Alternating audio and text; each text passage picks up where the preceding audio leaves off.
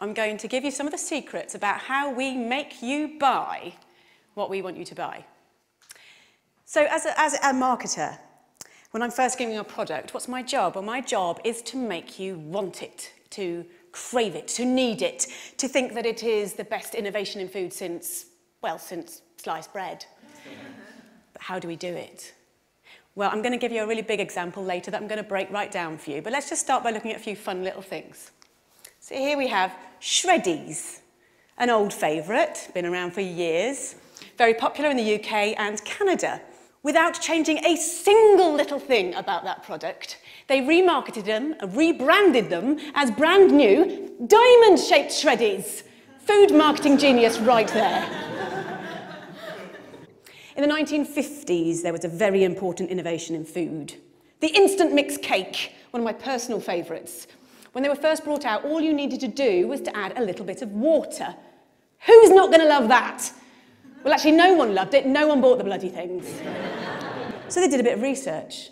And what they found was that the main consumer, the target consumer, the housewife, felt that it was cheating. They didn't want to pass off such an easy thing as their own baking to their partners, their husbands, their families, whatever. So what did the producers have to do? They had to make it harder.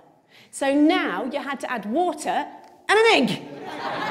And sales exploded. But these examples, these are just chicken feed compared to what I really want to talk about tonight, and that is chickens and pigs and cows.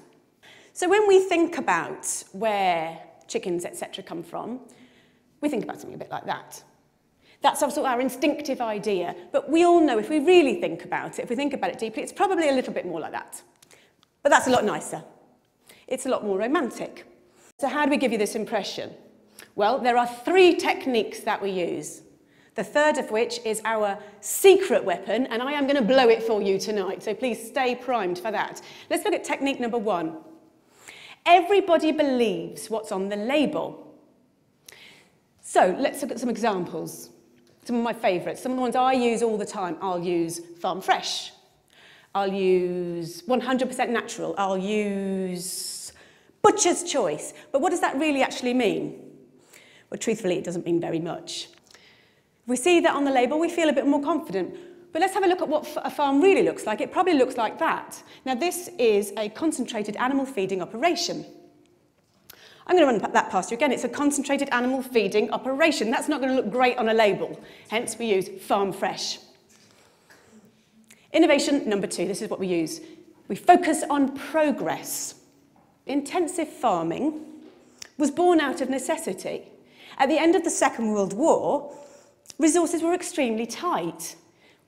Farming had to be by necessity very, very economical.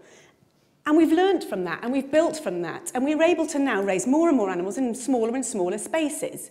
So we've got extremely good at it. If we looked at a room of about this size, and this were turned into a chicken barn, it's a 100-seat theatre, how many chickens could we probably fit in this room now?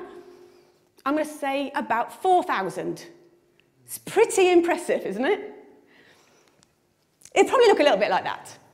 Now, the public aren't going to be massively keen on that idea, and it's my job to make them feel a little bit better about it. So how do I do it? Well, a basic principle of marketing. We use the right choice of words, and by using the right choice of words, we can make the conversation, we can focus the conversation the way we want it to. So we'll use an example like this. When you look at that picture, where is your eye drawn? It's drawn right to the middle of the page, massive letters, we've got strive to optimise. What we're looking at in the picture, in reverse, looks a bit like that, but this looks a lot nicer, because we're looking at strive to optimise. It makes us feel that there's progress. We feel good. So the challenge for the marketers is to make the public feel comfortable at what they're seeing. One of the side effects of intensive farming, of having so many animals in such a small space, unfortunately, is obviously disease, because you put so many animals into a small space, they're going to get sick. It is no secret that 50% of all the antibiotics in the world are used on farmed animals. So how do you make the public feel okay with this? How does that happen? My job.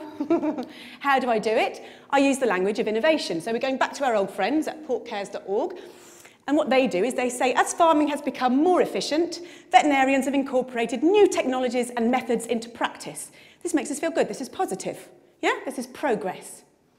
And when we're then marketing to future consumers, we would perhaps use something like this. This is a colouring book.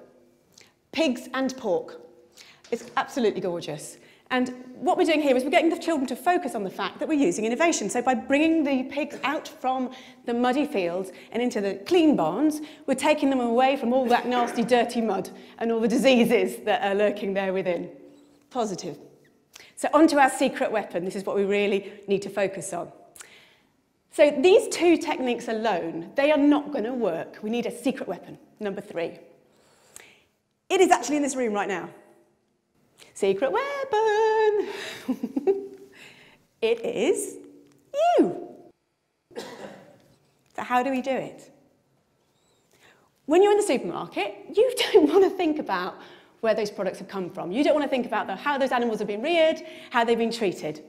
The power of willful ignorance cannot be overstated. This is systemised cruelty on a massive scale, and we only get away with it because everyone is prepared to look the other way. Thank you.